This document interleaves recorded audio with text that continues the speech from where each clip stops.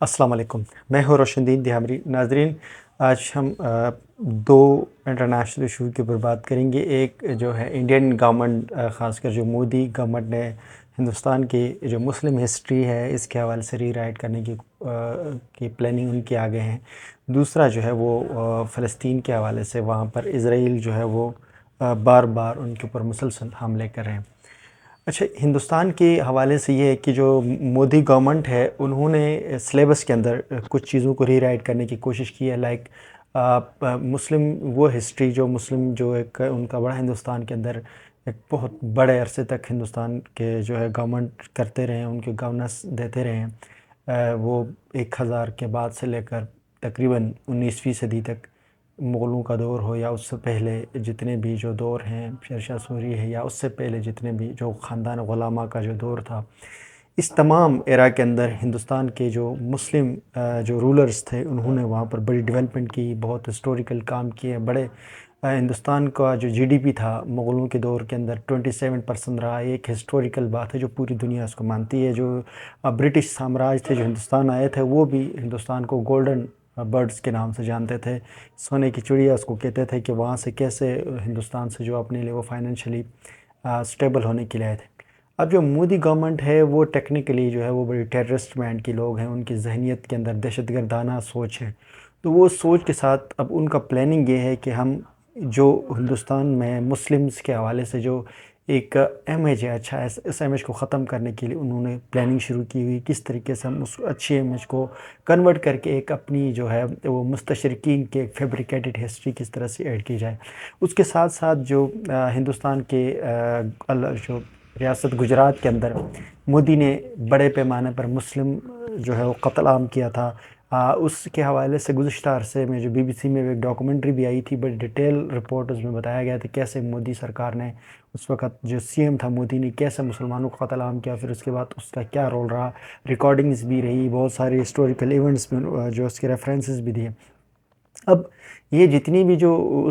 جو ایشوز ہیں جس میں جو مودی کی گورنمنٹ ہے یا بی جے پی جیسے جو دہشت گردانہ جو سوچ کے لوگ حامل لوگ ہیں، وحشی اور فاشسٹ ذہنیت کے، ان کو کس طریقے سے ایک پازیٹیو ان کا امیج دکھایا جائے، اس کے لیے اس تاریخ کو ری رائٹ کی جا رہی۔ اب اس میں پھر جو گجرات کے جو انسیڈنٹ ہے اس کو ختم کر دیا جائے گا، اس انسیڈنٹ کو نارملائز کیا جائے گا۔ ہندوستان کے اندر جو مسلم ایک جو اسٹرانگ ایرا رہا ہے، مسلمانوں کا ایک بہت زبردست حکومت رہی ہے، مسلمانوں نے ایک بہت بہترین معاشی نظام دیا ہندوستان کو، سیاسی، معاشی اور ایک بہترین سٹرکچر دیا ہے جس کی وجہ سے ہندوستان آج اس پوزیشن پر ہے۔ تو اس کے اندر جو مسلمز کا جو رول ہے اس کو ختم کر کے اس کی جگہ میں وہ انہوں نے جو ہے نا ابھی فیک قسم کے جو رف جھوٹے پروپیگنڈے کے تھرو وہاں پر مذہبی انتہا پسندی کے نام کے اوپر ہندو جو ہے وہ تاریخ گاڑنے کی ان کی پلاننگ ہے۔ ناظرین، جو دوسرا جو ایک بہت بڑا ایشو ہے وہ ہے فلسطین کا مسئلہ ہے۔ فلسطین کے حوالے سے آپ سب کو معلوم ہے کہ یہ ایک ایسی ریاست ہے جس کا کوئی والی وارث نہیں ہے۔ اس ریاست کو جو مسلمانوں کا قبلہ اول تھا، اس کے اندر پوری دنیا سے جو ہے وہ یہودیوں کو لے کر اسرائیل بنایا گیا۔ گریٹر اسرائیل بنانے کے ساتھ ساتھ انہوں نے کس طرح سے فلسطین کے اندر قبضہ کر کے فلسطین کے علاقوں کو کیسے ٹیک اوور کیا، اور کیسی پوری دنیا کی سامراجی طاقتیں جو ہے وہ اسرائیل کے سپورٹ کر رہی ہیں، جس کے اندر امریکہ ہو، فرانس ہو، برطانیہ ہو، پورا یورپ ہو، اور سمیت عرب کے جتنے بڑوے ہیں، یہ سارے اسی فلسطین کے خلاف اسرائیل کو سپورٹ کرتے رہے ہیں، اور اس کے تھرو انہوں نے فلسطین کے اندر ظلم بربریت کی انتہا کی۔ ہر سال رمضان آتا ہے یا نارملی بھی کسی وقت کوئی مسجد میں عبادت پڑھتے ہیں، مسجد اقصیٰ کے اندر مسلمان جو فلسطین کی عبادت کرتے ہیں، تو یہ ان کے اوپر حملہ آور ہوتے ہیں، قرآنوں کو لاتے مارتے ہیں، اس کو جلایا جاتا ہے، مسجد کے اندر اس کی بہرمتی کرتے ہیں یہ جو اسرائیلی فورس ہیں۔ اب یہ اس ایشو کے حوالے سے پھر مسلم دنیا کے جو مسلمانوں کے تقریباً 60 کے قریب بغیرت قسم کے جو غلام ممالک ہیں، جن کی تو کوئی سنتا تو ہے نہیں، یہ لوگ جو ہے وہ بیٹھ کر پارلیمنٹ کے اندر ایک اس کے خلاف ایک تحریک لے کر آتے ہیں، ایک بل پاس کر لیتے ہیں، یا کوئی ایک جو ہے ریزولوشن لا کر اس کو پاس کر کے اس کے بعد رفع دفع کر دیتے ہیں، یا ٹویٹر پہ ایک ٹویٹ کر کے اپنی جان چھڑاتے ہیں۔ لیکن کبھی بھی فلسطین کے مسئلے کے اوپر انہوں نے سیریسلی کوئی کوشش نہیں کی سالو کرنے کے لیے۔ اب جو مسئلہ فلسطین ایک ایسا مسئلہ ہے جس میں اندر جو مسلم دنیا کے اگر اتنے سارے ممالک ہیں، یہ اکٹھے ہو کر